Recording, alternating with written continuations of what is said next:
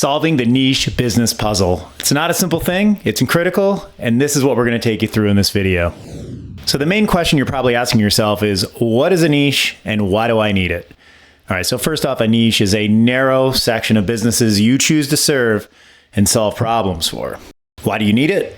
Well, because it makes you memorable as a networker, but it also helps you focus anything else you're doing from a lead generation or marketing standpoint. If you're targeting a very narrow section of the business community, it really simplifies things for yourself. And as you're starting out, this can be a critical way to get momentum very quickly. But why is niche such a puzzle?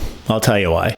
Even though it works very well, it takes a lot of courage to stake your claim and go after a very narrow section of the community, because the fear is now, what about all that other opportunity I'm not going to have access to?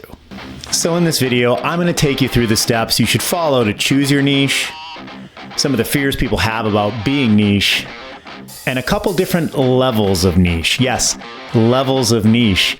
Now the niche purists right now are screaming, what do you mean levels? This is all one thing. No. Look, the reality is, for one reason or another, you may need to have a broader focus, even if it is still technically niche. And that may help you for one reason or another. Those are conversations I need to have one-on-one with you about what those different issues are. But if you're sitting here going, I just can't focus on one narrow section of the business community, I need a few. Fine. I'm going to help you use that mentality to still be more niche than you are now. And that is absolutely going to help you in your networking, your business development, your sales process. It's going to reduce your marketing cost, a lot of good things.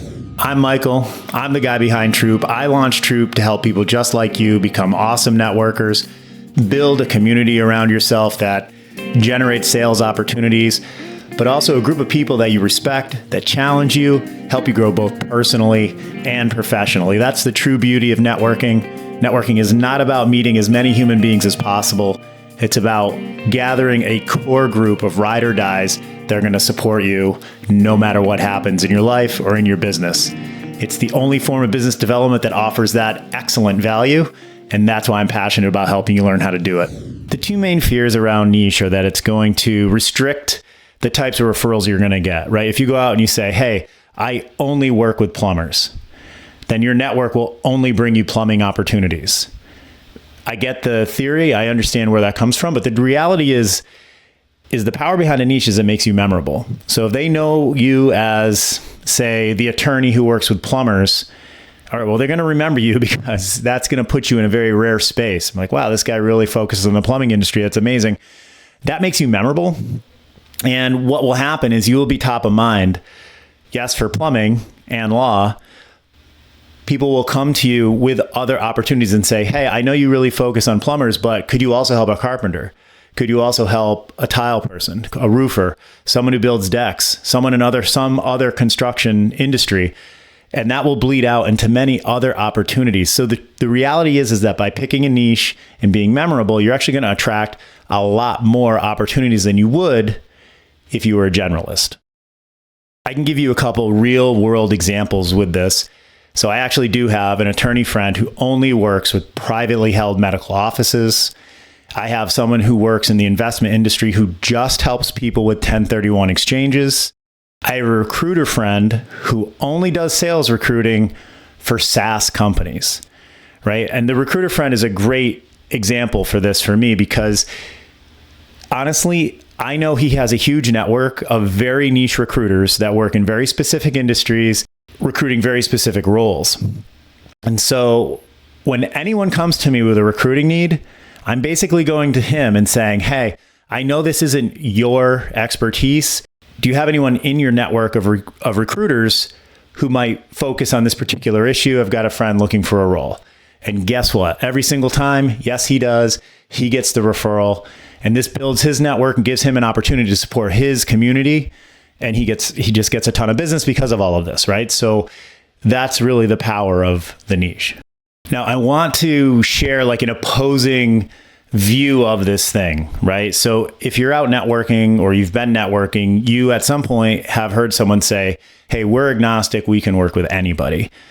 Now, in the beginning stages of your networking, great, they can work with anyone. I'm telling you right now, within a few months, you're going to meet people who are focused, who do serve certain industries, and you're going to start gravitating to those people. And the more focused they are, the more you're going to gravitate to them, because you will know that they will be able to serve your clients extremely well in the categories that they've chosen to serve. A very good example of this that happened to me about a month ago. I was in a networking event. It was a virtual event. There was an attorney. She gave a tremendous presentation. She did immigration law, super focused, the whole thing, 20 minutes, boom, boom, boom. I loved it. Then at the end, she said, I actually do work for a huge firm and we can do any kind of law. This is a problem, all right? And the reason this is a problem, even though she did a really good job of distinguishing herself as an expert in a particular arena, in the world of networking, you need to be able to partner with people in a strategic way. And what that means is letting people know what your skill set is, the things you're doing for your particular niche, and who you partner with. Now, in this case, attorneys tend to get most of their referrals from other attorneys. And when she said she works for a huge law firm that can do any kind of law, there's definitely attorneys in that room who were like, oh, I guess I'm never referring to you, because why would you ever refer out to me? I know this is an attitude because I'm on the board and have been on the board of several networking groups. I've seen the inside. I've seen these arguments. I know how this goes. This is not only about attorneys. I'm just using this as an example. This is the case for anyone in any industry.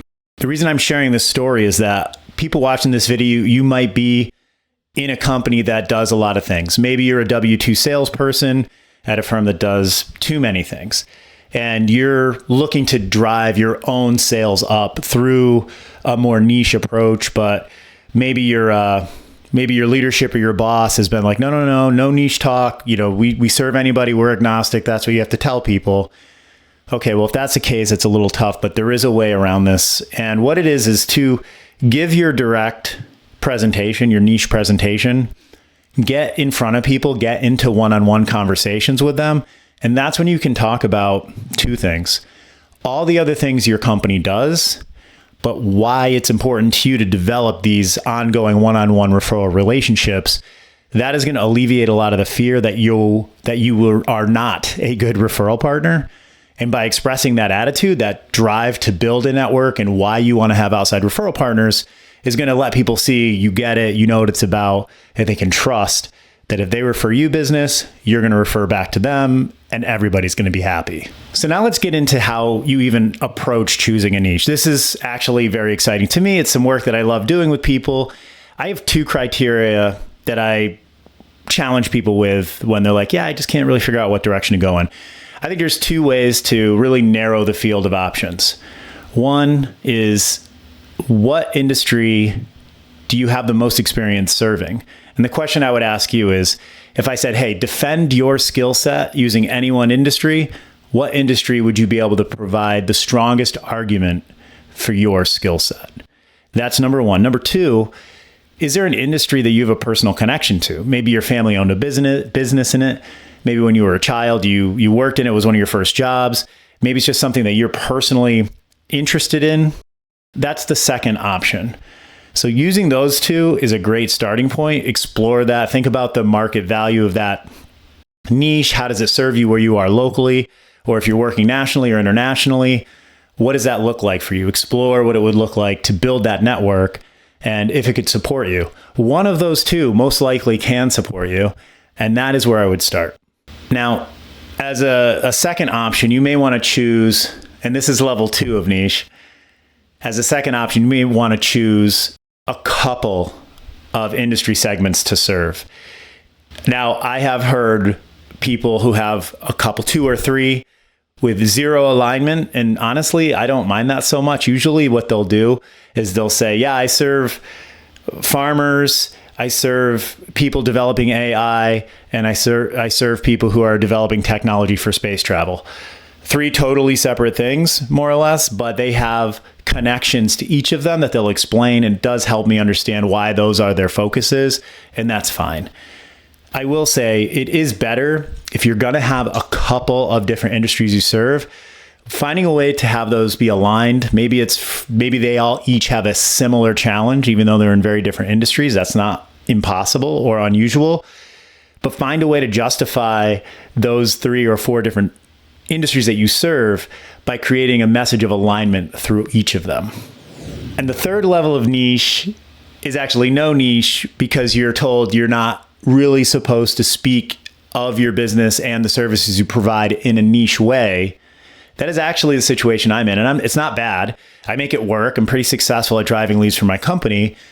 But when I started, I was like, hey, what's our focus? What industries do we serve the most? And I was asked to kind of take a general approach to this because of what we do. It's something any industry can use, and we should keep our message general. I obviously philosophically disagreed with that, but out of respect for my CEO, who I think is tremendous, I had to find a different way to do it.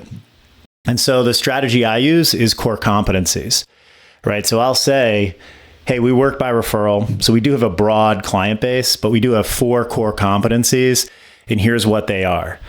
I do also, that alignment comment I made earlier, I kind of explain why those are our 4 competencies. And I list the top number 1 challenge of each of those 4 industries as a problem that we serve for them, to help people understand we do understand it. Yes, these 4 industries are totally unrelated, but it is a way for people to remember me. I can tell you right now, it totally works. So yes, there are levels to niche, you purists out there. One target does not work for every situation. We have to respect that. But now you have the tools to attack each of those 3 levels with absolute success. So that's it, guys. That's the power of niche. That's the puzzle of niche. And that's the solution to that puzzle. I hope this helped you. If you got anything out of this, please drop us a thumbs up. Obviously, you watch other YouTube videos, you know that makes a difference to the channel and to the video. If you're really interested in being a student of networking, though, you should join the Troop community. You should just subscribe to this channel. We drop these videos every single week. They're free. This content is coming directly out of my day-to-day work as a business development director at a professional services firm in a major city here in America. I've been doing this nonstop for 6 years. When I took the job, it was a new city. I really didn't know that many people. I basically built a network from the ground up over that period of time. And all the things that I've learned, that's my job here at Troop, is to share them with you. So subscribe and check this content out. And until the next video, get out there and do some networking.